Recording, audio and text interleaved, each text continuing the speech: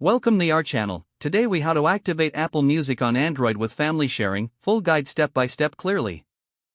To activate Apple Music on Android with family sharing, start by downloading the Apple Music app from the Google Play Store. Once the app is installed, open it on your Android device.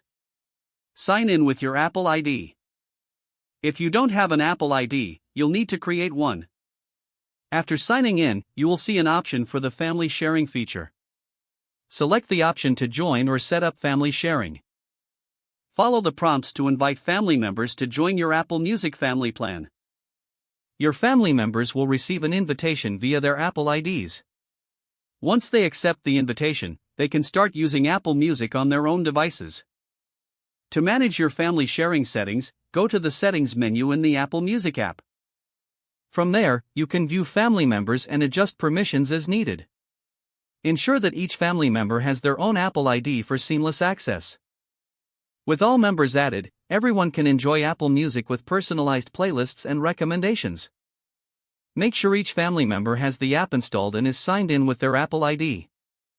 Now, your family can explore millions of songs together on Apple Music.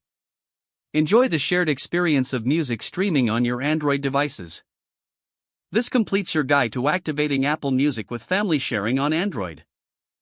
If the page does not load, refresh the browser or try again in a private or incognito window. Make sure you are using the correct email address, then retype it carefully to avoid small typos. If your password is not accepted, use the reset option and create a new strong password you can remember. Check your spam folder for verification or security emails, then complete any requested confirmation steps. Enable two-factor authentication if available to improve account security and reduce unauthorized access risk. After signing in, review your profile details so your contact information and settings are accurate and current. If you see an error message, note it down and try again after restarting your device and internet connection.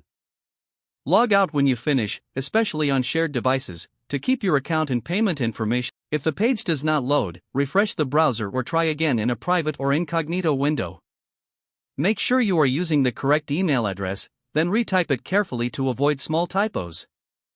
If your password is not accepted, use the reset option and create a new strong password you can remember. Don't forget to like this video and subscribe to our channel for more step-by-step tech guides.